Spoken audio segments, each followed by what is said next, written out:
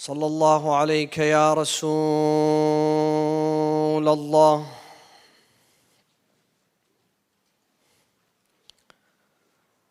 صلى الله وسلم عليك يا سيدي ويا مولاي وابن مولاي يا أبا عبد الله.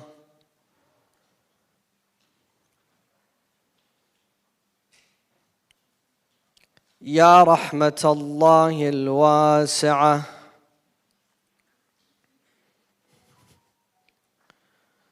ويا باب نجاة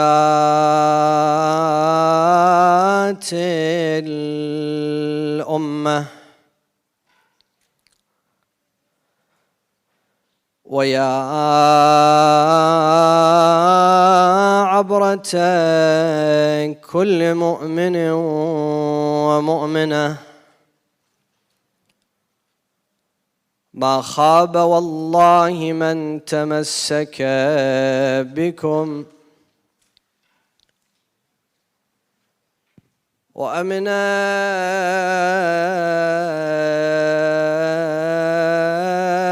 من لجأ والتجأ إليكم. يا ليتنا يا ليتنا كنا معكم سادتي، فنفوز فوزا عظيما.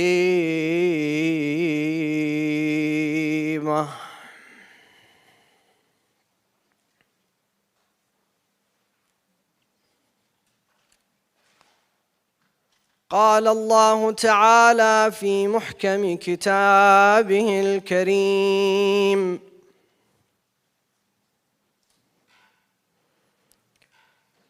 وقوله الحق وهو أصدق الصادقين.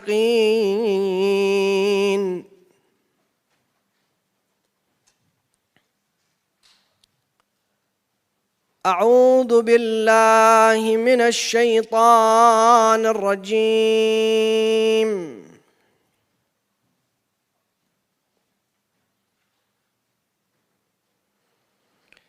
بسم الله الرحمن الرحيم. أم كنتم شهداء إذ حضر يعقوب الموت إذ قال لبنيه ما تعبدون من بعدي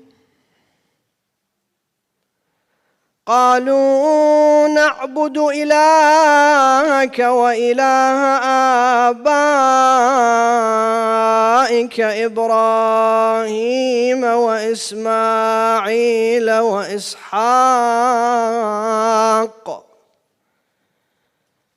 إلها واحدا ونحن له مسلمون. So in your gathering, or the remembrance of Muhammad wa Ali Muhammad,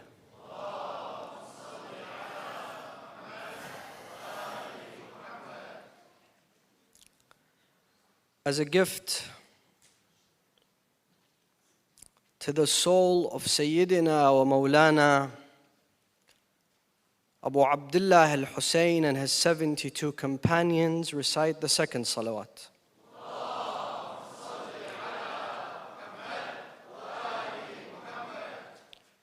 For Allah to shower onto this gathering with His infinite mercy and compassion, and to hasten the reappearance of our 12th Imam, recite the third salawat with the loudest of your voices.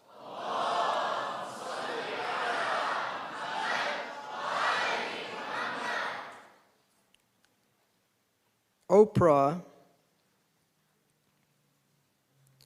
lived in one of the most secured buildings in the world. Being one of the wealthiest women in America, she lived on the 57th floor of a skyrise in Chicago. She had the entire floor to herself, living in one of the most secured buildings in the world. She also had her own private security. She says, I would come home extremely tired, exhausted, but I wouldn't be able to fall asleep at night. Being one of the wealthiest, most successful women in America, she still could not fall asleep. She says, some nights I would take my personal security, I would go and check into a nearby hotel, and there I would fall asleep at peace. She says, for the longest time, I didn't know why I couldn't fall asleep at night. In my own home.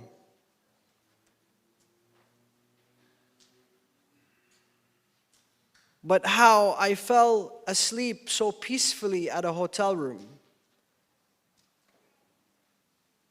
She says, I kept telling myself it's because nobody knows I've checked into this hotel. It makes me feel safer. Years later, she hosted a psychiatrist at her show who told her that traumatic experiences at our childhood are stored in the back of our minds as a subconscious defense mechanism. We're not aware that this incident is stored in the back of our minds, but yet it comes back to us as adults, well into our 40s and 50s.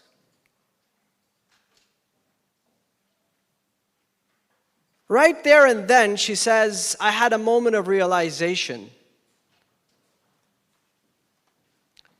I remembered that as a child, I lived with my grandmother.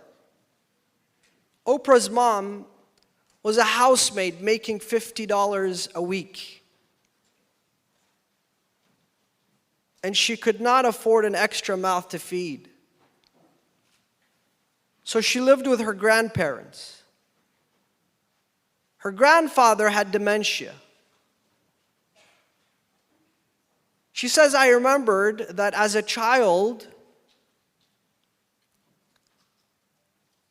when I was trying to fall asleep at night, I would hear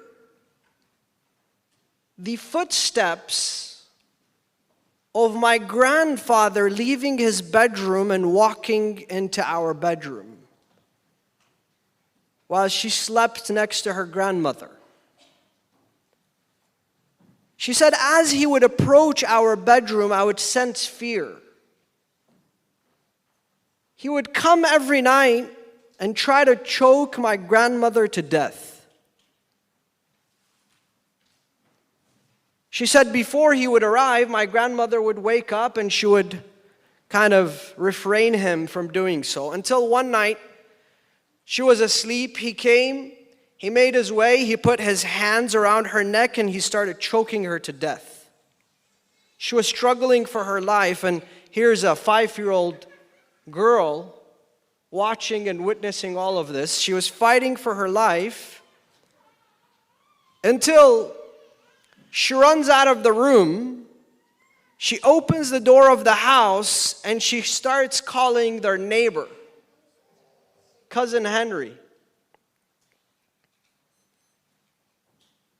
keeps calling Henry.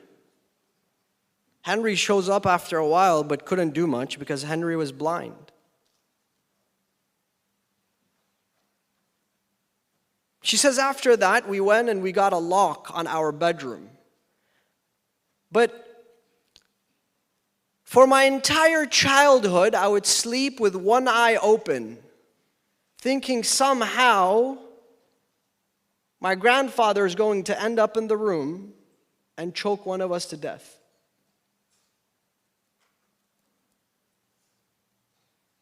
So when the psychiatrist said this to her, she put one and one together and realized that well in her 40s and 50s, while she was one of the wealthiest women in America, one of the most successful women in America, living in one of the most secure buildings around the world, she was still traumatized. Every year, my dear friends, brothers and sisters, nearly 130 million children are born around the world. Some of them are born into the loving arms of their parents, cradled with compassion, with care. And some of them from that moment experience rejection, abuse. Some children are born into wealth. Some children are born into honorable, decent families, stable life. And some were not planned, or they are born in poverty. Some of them do not even have a family. They will never sense love, affection, and belonging. Some children are raised with love and affection and respect, while others are raised with fear, rejection, and abuse. Whatever the experience may be, whether good or bad, what is for certain is that those experiences will make who we are for the rest of our lives. You would not believe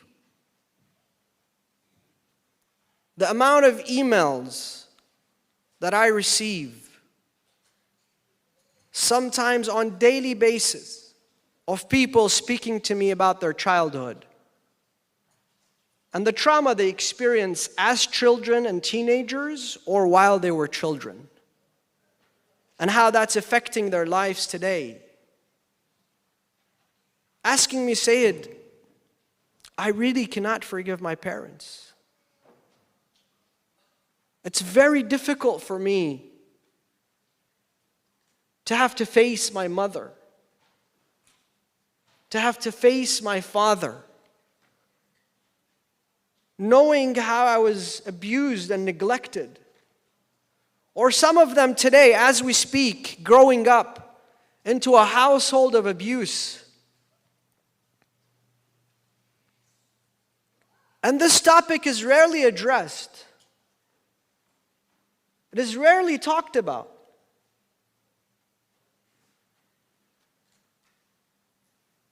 And I'm here to remind you all why we gather in such nights. While I am extremely proud, I cannot tell you how proud I am to see that the majority of the audience from the first night is wearing black, eager to shed tears for Aba Abdullah al-Hussein, to join his mother Fatima to Zahra and Aza in solidarity. But let us remind ourselves of the mission statement of Imam al-Hussein. Why was it that Imam al-Hussein embarked on this journey? Why did he leave the city of Medina? He says to us very clearly, and I've said this, we should make sure that we write this in the entrance of every single one of our majalis, so that when we enter a majlis and when we leave a majlis, we remind ourselves with the mission statement of Imam al-Hussein. And we do not deviate away from his mission statement. We stay focused. He says, إِنِّي لَمْ أَخْرُجْ أَشِرًا وَلَا بَطِرًا وَلَا مُفْسِدًا. I did not embark on this journey for the sake of fame or popularity or worldly gain. In fact, he was very clear that I know for a fact that I'm not going to be physically victorious in this battle. He says on many occasions in his letters that whoever comes and joins the camp of Abu Abdullah al-Hussein will not receive money and land and victory. You will receive something much greater, much more precious, and that is martyrdom, ash-shahadatu fi sabilillah. But I embarked for the sake of بل خرجت لطلب الإصلاح في أمة جدي رسول الله, to perfect the ummah of my grandfather Rasulullah. How, ya Aba Abdullah? لكي آمر بالمعروف, to enjoin the good, وأنهى عن المنكر, and to forbid evil. There is a lot of evil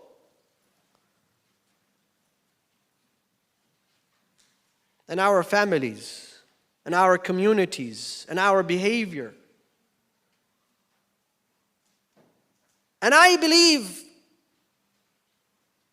that our youth especially are eager to hear what Islam has to say about such topics.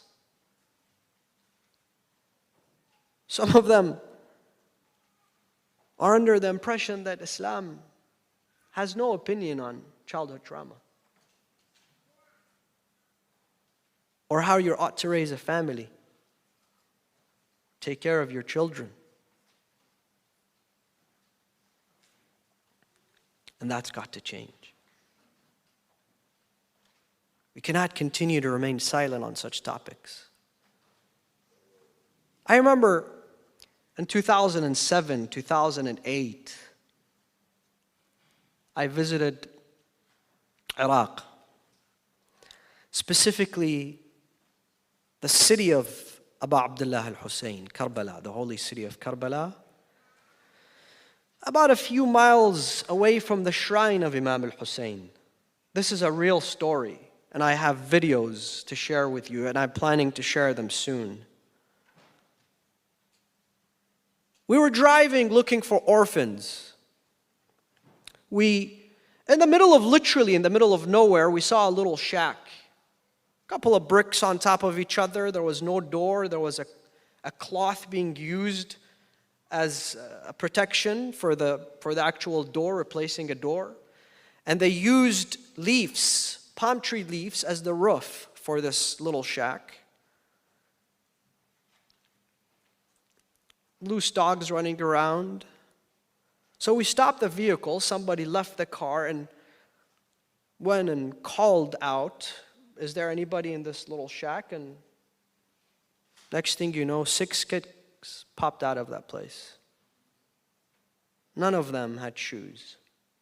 None of them had proper clothing. The youngest was an infant. And the eldest was a 14-year-old girl. Listen to me, brothers and sisters. Listen.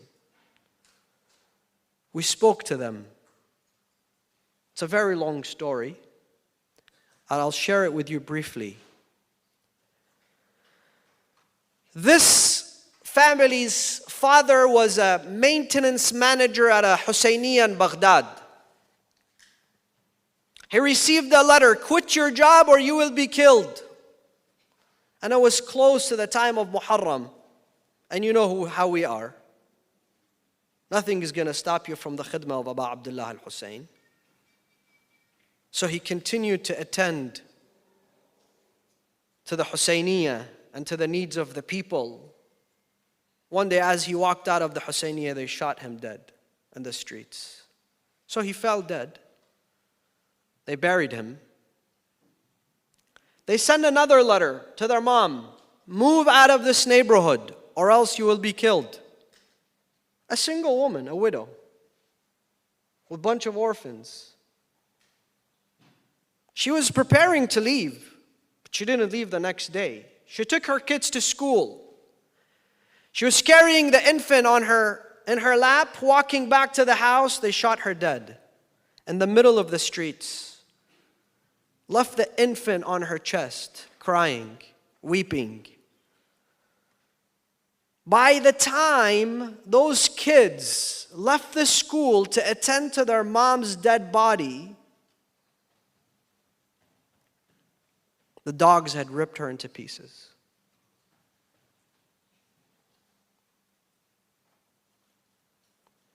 At the time, I didn't know any better. I thought the only thing those kids needed was for us to get them out of that little shack. Take them to an orphanage. Give them food, give them clothes. Take care of them. Years later, I read an article in the New York Times that says, believe it or not, thousands of people in this country, thousands upon thousands of people in this nation hate the 4th of July. They cannot stand the 4th of July, while the rest of us are celebrating and we're watching the fireworks and, right? Why? Why do they hate the 4th of July? Because it reminds them of a school shooting. It reminds them of a drive-by shooting. It reminds them of Afghanistan or Iraq. Veterans of war. And this is a real issue in this country. A lot of people suffer on the 4th of July, yet we don't know about this. So I was thinking to myself, I was reminded of those orphans. Imagine every time they hear a sound, every time they see footage on TV, every time they hear of death or murder, what happens to those kids? And then I thought to myself, there are thousands, hundreds of thousands of kids in Iraq, in Afghanistan, in Lebanon, in Kashmir, in Yemen. How will they ever have a normal life?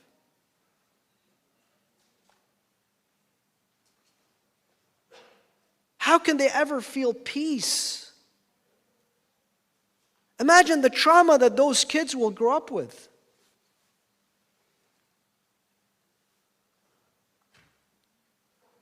And I want to say this for a moment, brothers and sisters. We gather and we cry for the orphans of Imam al-Hussein, for the tragedy of Imam al-Hussein. But do we stop for a moment and cry for the tragedy of our Muslim brothers and sisters?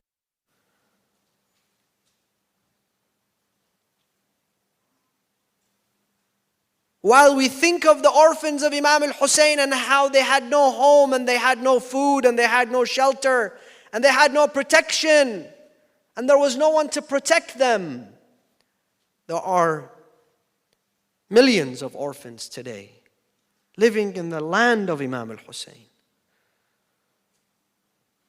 who do not have protection, who do not have shelter.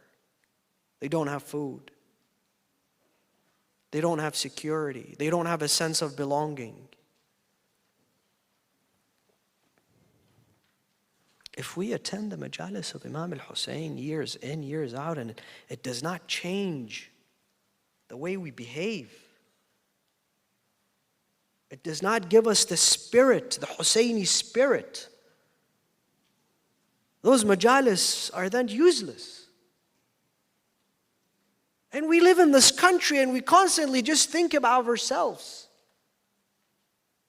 We've become so selfish. It's all about me, my kids, my home, my children, what we wear, how we dress, how we travel.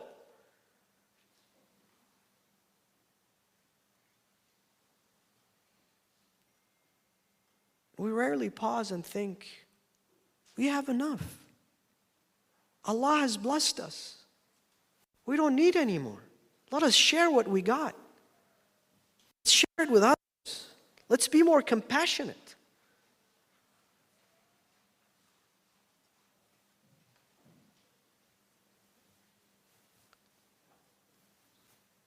Another extremely touching story that I want to share with you before I engage in my topic is a story of a 5-year-old child named Jesse.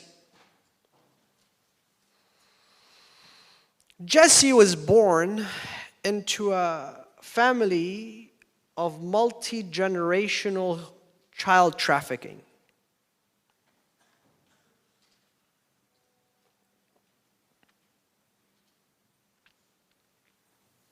Abuse. In an unbelievable way. I mean, this is as bad as it gets. It just doesn't get better. At the age 5, he was trafficked so much that he was picked up by the police, taken to a foster home. At the age 5.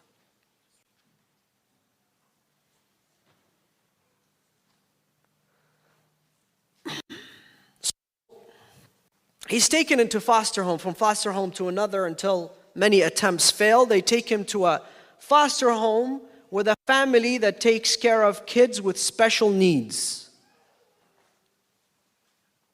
And he's there with another 9 kids. This is a true story, by the way. And there he's being abused every day. Physically beaten every day. He's not being fed just because of extremely small, petty little things. Many nights he's forced to sleep outside in the chicken coop. Many nights he tries to run away from the house, but they strip him away from his clothes so he can't run away. He's only left with his underwear. So one day he is running, in the middle of the winter, he's running outside on the road, barefoot, doesn't have anything to wear, with his underwear, a little kid. And the deputy sheriff picks him up and he says, "What are you doing? You're running in the middle of the street?" And he explains to the deputy sheriff of the trauma, of the abuse that he's facing with his foster parents. And the deputy sheriff tells him, "You're lying. Instead of being grateful to those people, you're accusing them? Shame on you." And he takes him back. When he takes him back, the foster father beats him so much that he ends up at the hospital. Now, when he ends up at the hospital, he gets out and he goes to another foster home and he's taken care of until Jesse makes it to high school many years later. And he's doing very well.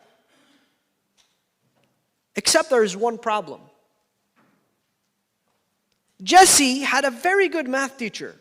And the math teacher was very nice to him, but Jesse had a problem with the math teacher. Every time the math teacher would walk around the class, Jesse would get into a fight with him. They actually got into physical fistfights. He's taken to the principal's office. "What are you doing? Why?" "I don't know. I have no idea." Until they realized, listen to this.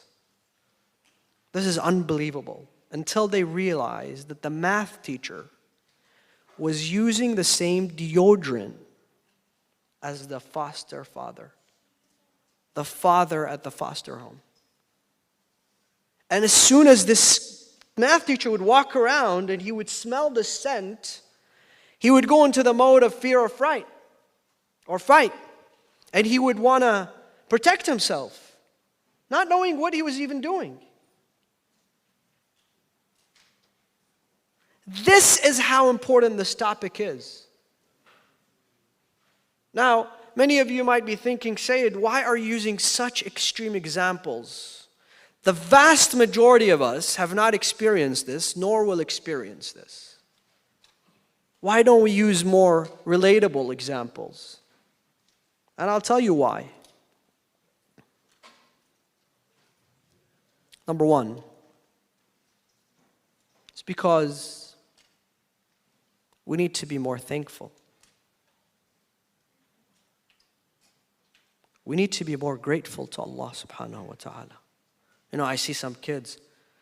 Why are you so upset with your parents? They don't buy me an iPhone 13. All my friends have an iPhone 13. I don't have one. Really? Is that your problem now?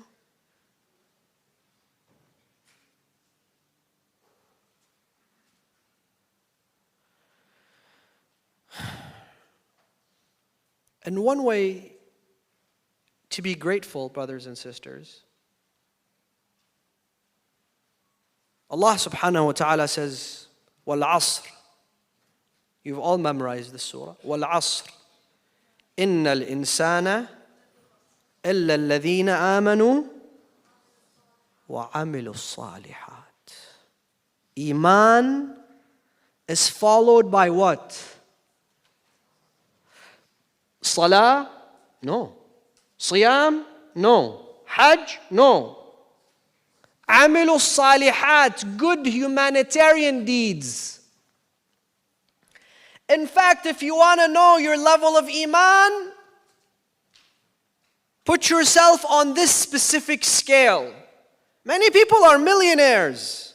They have a lot of money. He'll pray Salat al-Layl. He will go to ziyarah. But he will not help the needy.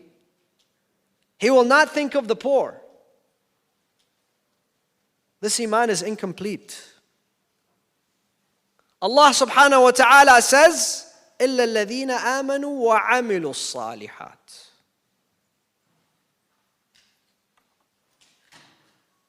Let us, we hear stories about refugees and the border crisis and other people, and we don't care.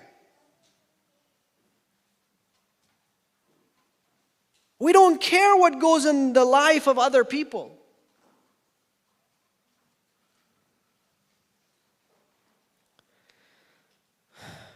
I read this article about two siblings, Syrian refugees.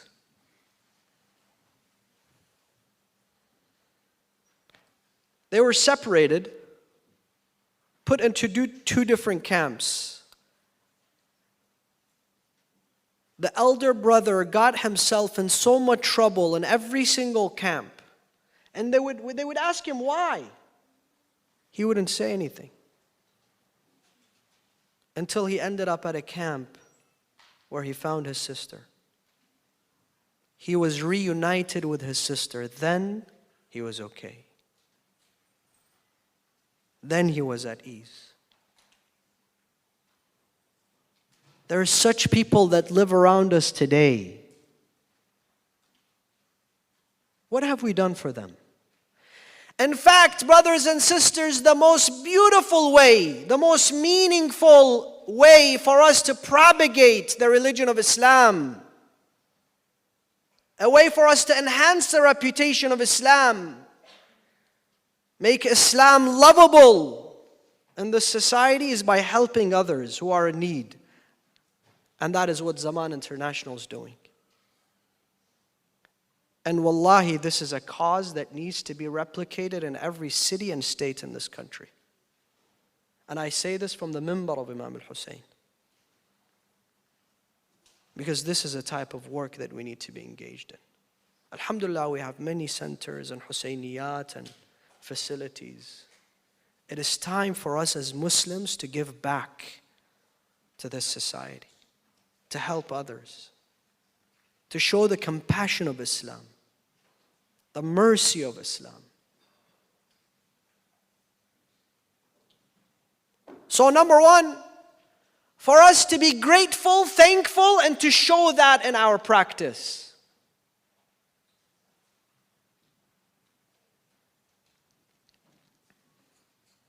Number two,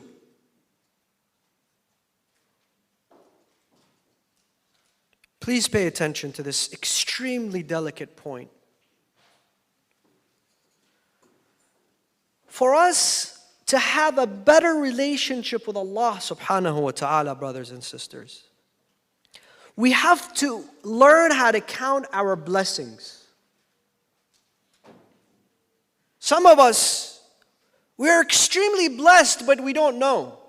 One of our most meaningful and powerful supplications by Imam Musa ibn Ja'far is called Dua Jawshan al-Saghir. Some of you may have read this dua. You've read Jawshan al-Kabir on the nights of Ramadan. It's a long dua. There is another dua called Jawshan al-Saghir where the Imam counts his blessings. It's extremely important for you to read this dua. Why? Because you're not aware of such blessings that you live in today. For example, the Imam says, Ya Allah. Listen, brothers and sisters, my younger brothers, listen to me.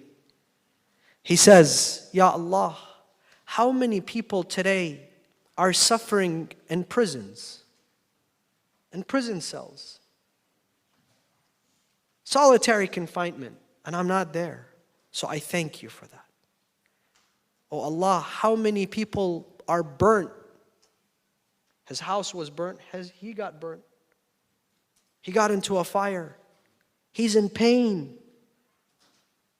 Oh Allah, I'm not suffering from that, so I thank you for that. Oh Allah, how many people have become fugitives around the world, running away. They don't have a home. They don't feel safe. I have a home. I feel safe. I thank you for that. Oh Allah, how many people are being chased by the enemies? They don't know if they're going to live the next day or not.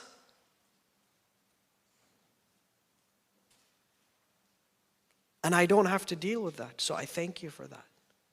How many people are suffering from injuries? How many people are suffering from illnesses? How many people are hungry and not being able to eat? How many people are desperate to look at the face of their children, but they're kept away from them? But I am blessed by you not to be in any of those situations. فَلَكَ الْحَمْدُ يَا رَبِّ مِن مُقْتَدِرٍ لا يغلب وذي أنات لا يعجل صل على محمد وآل محمد واجعلني لآلائك من الذاكرين. Oh Allah, allow me to constantly remind myself of such blessings. Number two, it is for us to give benefit of the doubt to others. Sometimes when you meet people and they're not okay, they don't seem okay. So, oh, this guy's crazy, man. He's mental. I don't want to deal with him. Maybe they suffer from trauma. Try to help them. Rasulullah, the religion of Islam, teaches us sadaqah. Sadaqah is not only money. In fact, a lot of people can give money. Sadaqah could be a word. Sadaqah could be advice. Sadaqah is love that you show to somebody, care that you show to somebody. That's a much more meaningful form of sadaqah. Don't say, oh, I can't give sadaqah, I don't have money. Especially you younger brothers and sisters, if you come across somebody at school who's suffering and you can tell, try to help them. And lastly, I want to conclude with this. When it comes to childhood trauma, I have 4 points to share with you. But before I do that, I want to tell you that the Holy Quran on many occasions emphasizes on the child-parent relationship. On many occasions. And he highlights two of extremely exceptional men within the Holy Quran who are exceptional parents, fathers. One of them is Yaqub. Surah Al-Baqarah, Ayah 135, the ayah that I began with. Yaqub spent time talking to his kids from the moment that they were born until the moment he was on his deathbed. Let me read this ayah to you one more time. This is Yaqub on his deathbed. You know Yaqub, right? You know the story of Yaqub and his family and his children, correct? Yaqub is the father of whom? Whom? There you go, Yusuf. You know the tribulations they went through and how they were tested. This prophet of God was tested in his children, with his own sons. Those brothers, out of jealousy, took Yusuf and they sold him as a slave. Then they came back to their father. Oh, father, the sheep, the wolf ate him. And Yaqub spent his whole life crying for Yusuf and what his sons had done, not just Yusuf.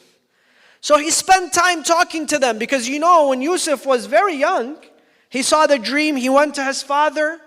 He told the dream to his father. His father was trying to manage the situation. Anyways, we can't talk about the story of Yusuf right now.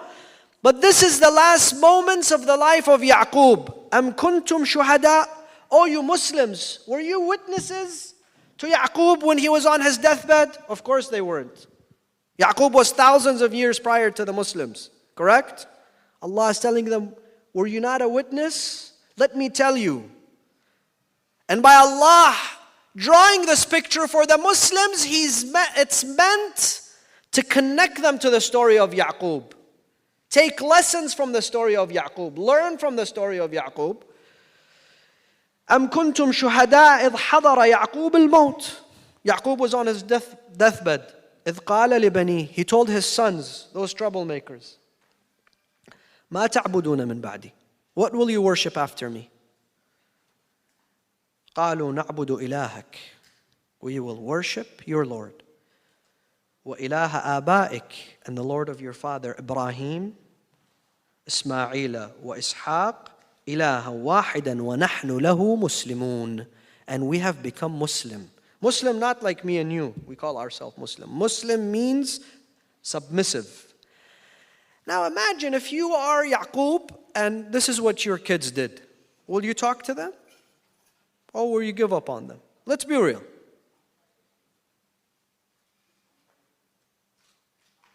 He didn't give up on them. Even when he knew they had lied, he didn't give up on them. He maintained his relationship with them. And when they were reunited with Yusuf, and Yusuf forgave them, this is what Yaqub says. So he spent the whole lifetime speaking to them, advising them, taking care of them. But the results, Allah says in the Quran, that they say, we will worship Allah and we now have become Muslim, submissive to Allah. We will no longer sin. We submit to the will of Allah. The other is Luqman. The whole surah is a discussion between Luqman, the wise, and his son, and the advice that he gives him. Look at the relationship of the Ahl al-Bayt with their children. Imam al-Hussein, before he sends out Qasim, okay, Qasim is going. He's going to become a martyr. We all know this. And we all know that Qasim knew the value of becoming a martyr, especially in defense of Imam al-Hussein, the Imam of his time. But the Imam wants to show the world that this guy is not a child. He's been groomed and taught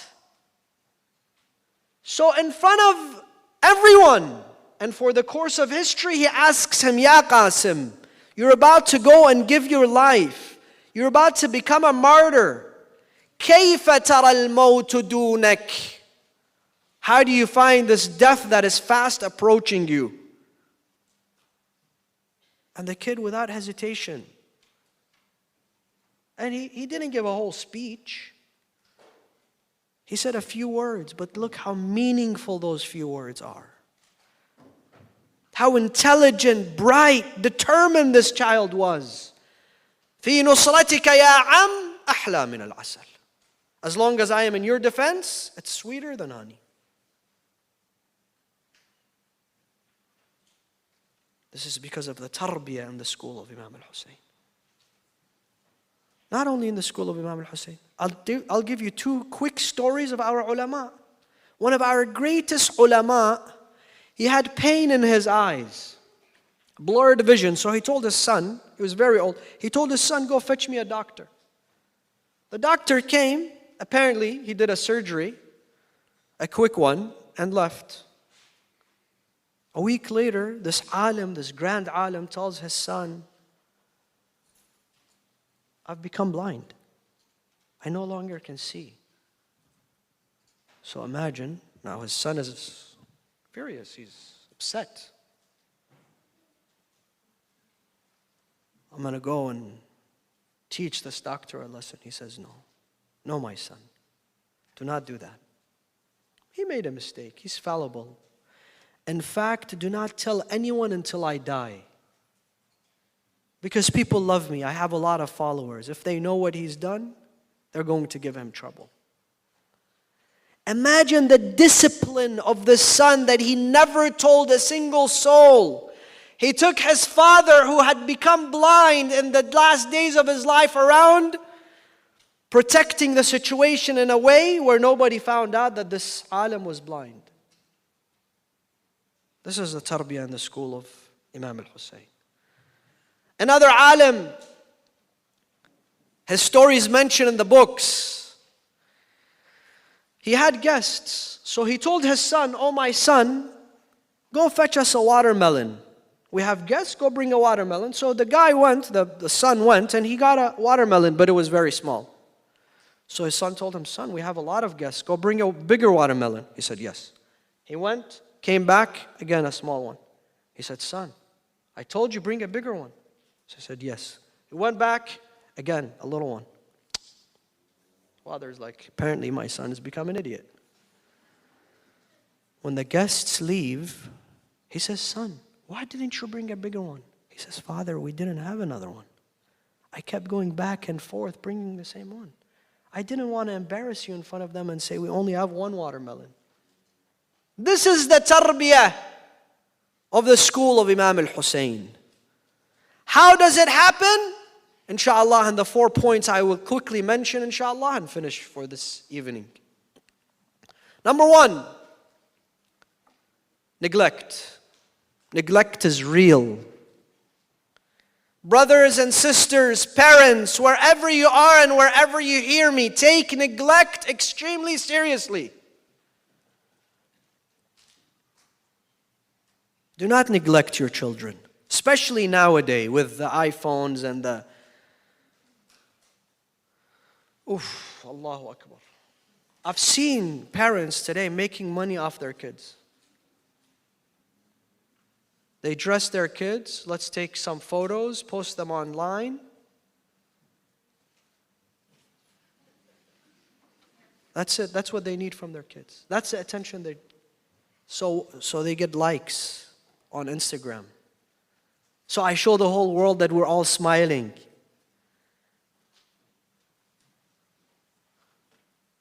How many of you have heard of cutting? All of you. You've seen kids do it. You know, cutting is real. I never understood cutting. Why would they do that? And they bleed. Go read about it. It's because of neglect. If you cut yourself, you will be in pain. When that kid who is neglected cuts him or herself, they will not feel pain. It's called a regulating technique. In fact, they feel pleasure. Imagine the pain inside of that child that they're willing to cut themselves because of parents that are neglectful towards their children. Do not neglect your children. Spend quality time with them. Not time in close proximity, quality time with them. Speak to them. Hear their sentiments. Ask them questions. Care for them. Especially if they speak of their emotions. Today in America, we spend time in close proximity with one another, but not quality time. We don't spend quality time. Especially the fathers. They're always chasing money. Let's be real. They treat the home like a bed and breakfast. He's in at night, he sleeps in the morning, takes a shower, and he's out the door. Why? Because he wants to leave a fortune for his kids. And many of us, mashallah, we're leaving fortunes behind. Not for one generation, for 3 generations. But morally bankrupt generations. Kids, family. In fact, this child is counting the days. Wallah, my father, I thought he's going to leave by 70. He's 85 now. He's still around. Just waiting for the fortune. Need to go and buy me that Bentley. You think this is a joke? It's real. It is real. It's happening as we speak. Because the father was so neglectful of his kids. And all he thought was, my kids need money. Money does not buy you happiness. Money does not bring you joy. Money does not ensure peace within your family.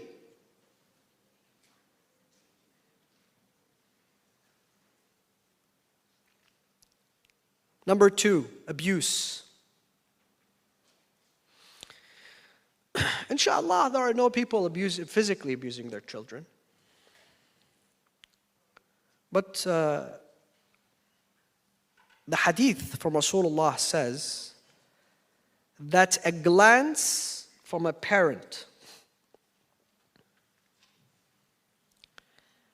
that installs fear in their child's heart without a reason. You know what its punishment is? 75 smacks on the Day of Judgment. No, I'm joking, it's worse. Allah subhanahu wa ta'ala will make that parent afraid on the Day of Judgment. Allahu Akbar. Is it worth it? Yes, to discipline I'm not against disciplining your children. Sometimes you look at them in a way that is meant to discipline them. You speak to them in a way that's why? Because you want to protect your kids. You as a parent, you have to protect your kids. I'm not against parents who say, no, alhamdulillah, let them make mistakes, they'll learn, inshallah. And next thing you know, they're addicted to heroin.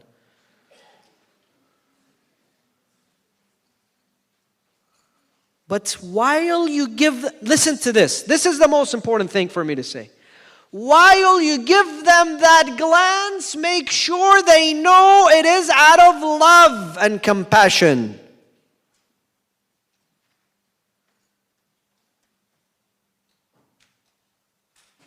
You know, a child that's being abused, they don't have the appropriate language skills to speak of what's happening to them.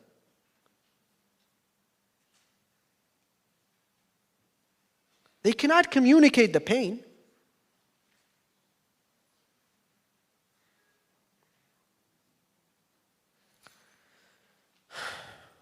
I'd have to conclude. Unfortunately, I had a few other points, but I want to say this. 3 and 4 are very much related. Social media. Brothers, sisters, my younger friends, your friends on social media, the likes, the followers, it is all fake. Let me be real with you. It is all fake. Even if you have 1.5 million followers, They are fake. None of them are your friends. And unfortunately, one day you're going to have to wake up to this realization. Do not spend your precious hours trying to get likes and comments on Facebook and social media. They are meaningless.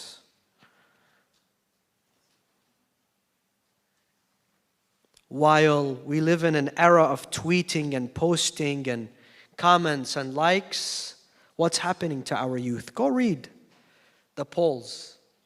Anxiety, depression, attempt for suicide is on the rise. Because we created this most dangerous tool and we put it in the hands of our children. Worse than drugs.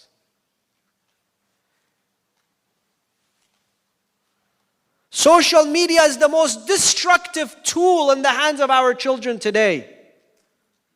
You see, I read this article not long ago that explained why we get tired when we travel. You see, we shouldn't get so tired.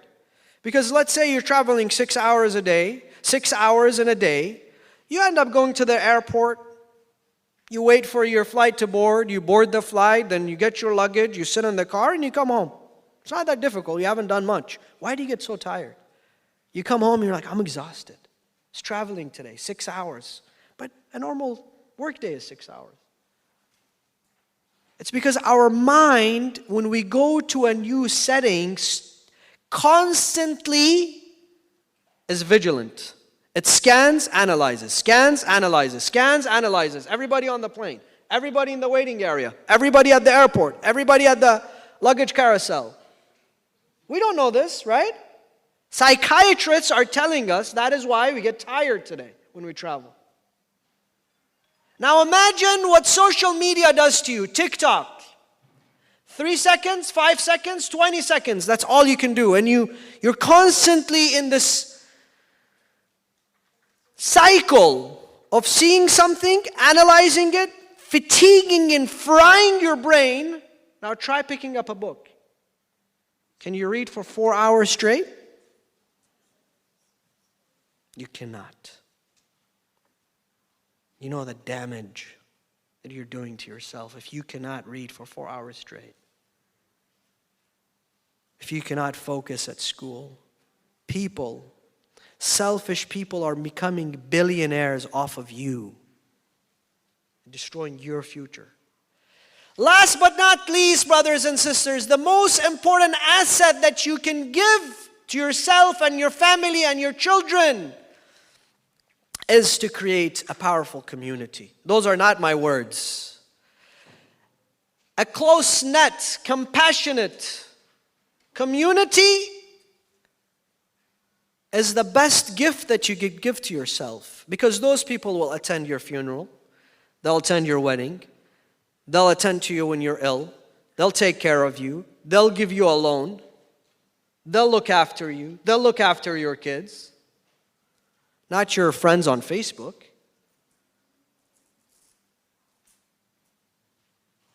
And especially, brothers and sisters,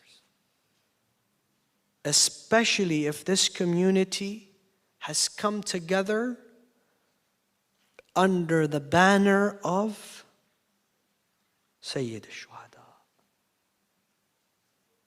The Shia Muslims are showing an example to the world that has not yet been witnessed in the course of history. I say this with full confidence.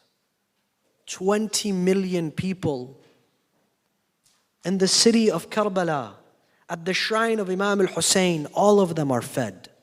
All of them are taken care of. All of them sleep peacefully at night. You don't see fights break out. Why? Because it is the love of Imam al-Hussein.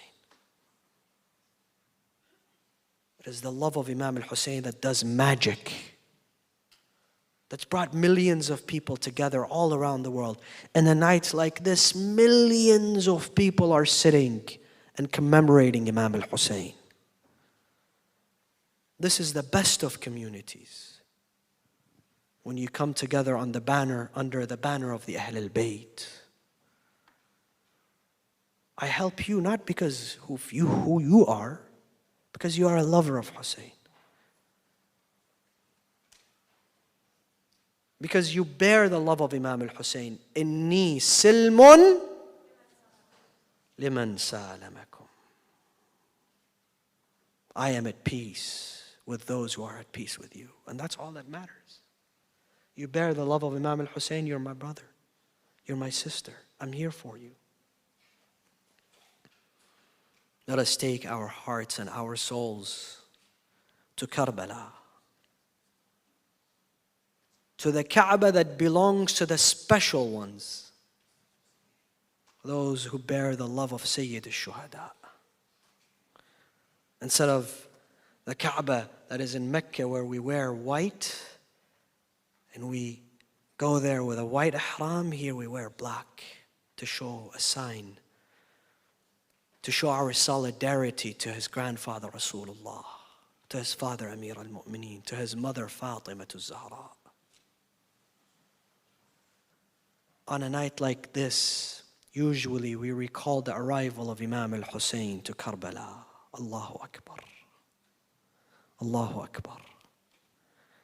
His camp was following the path towards Kufa. They reached a land. The horse of Imam al-Hussein stopped. This is a signal from Allah. Ya Hussein, Ya Habibi, Ya Hussein. Ya Thar Allah wa ibn Tharih. وَالْوِتْرَ الْمَوْتُورِ. This is the place for you. The horse would not move. Imam al-Hussein disembarked. He rode another horse. It's not moving. He got on a camel. It's not moving. Imam al-Hussein said, go and call somebody that lives nearby. An old man came. He said to him, مَا اسْمُ هَذِي الْأَرْضِ? What is the name of this land? قَالُوا تُسَمَّى نَيْنَوَى. يا ابن رسول الله, it's called Nainawa. هل لها اسم آخر? Does it have another name? قالوا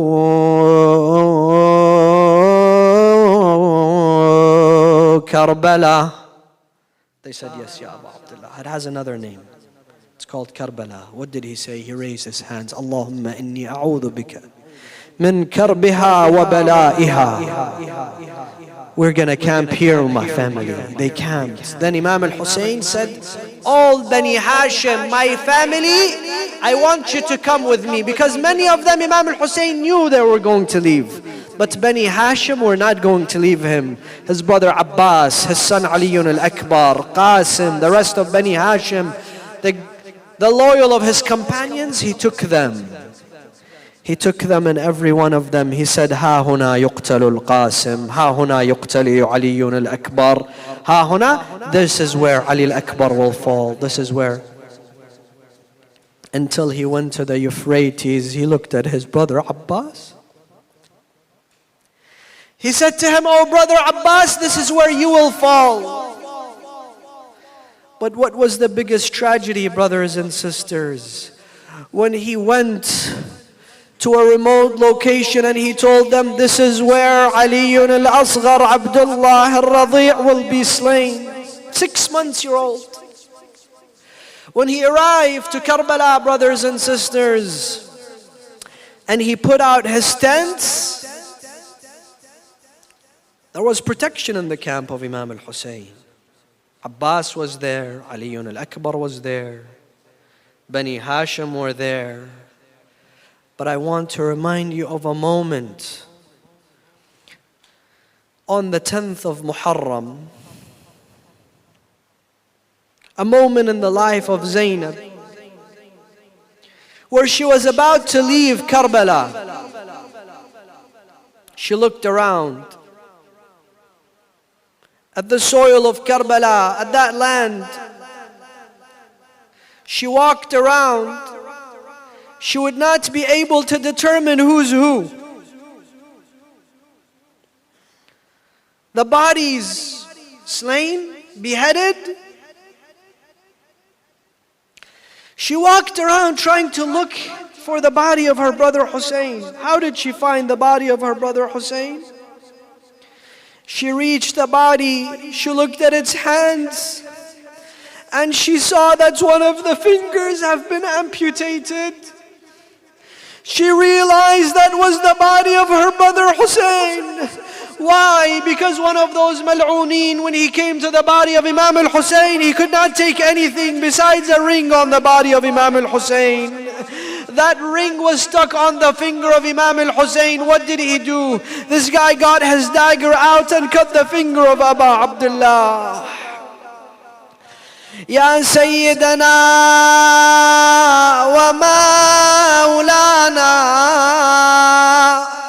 inna tawajjahna wastashfa'na وتوسلنا بك إلى الله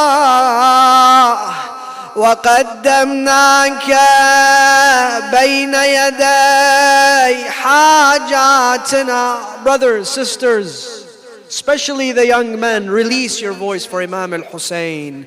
يا وجيها عند الله. Louder, louder, brothers, sisters. Ya wajihan 'inda Allah.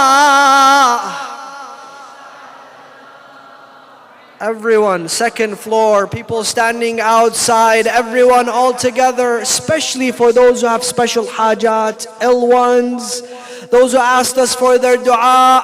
Ya wajihan 'inda Allah.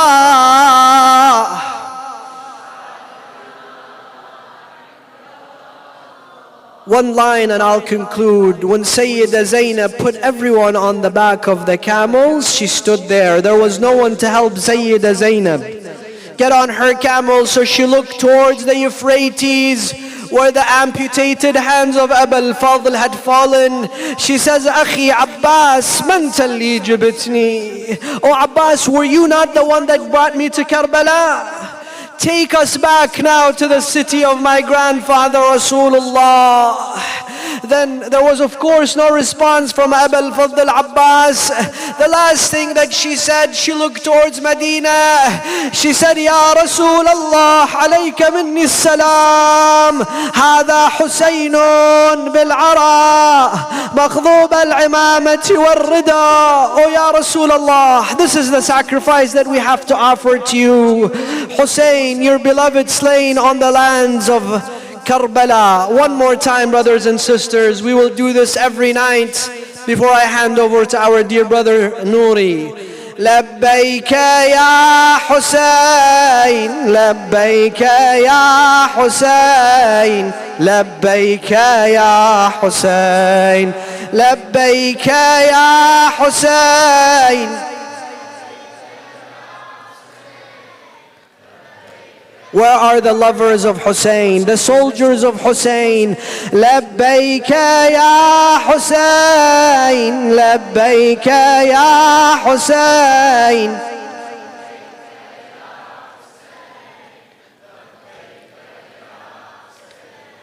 لبيك يا حسين لبيك يا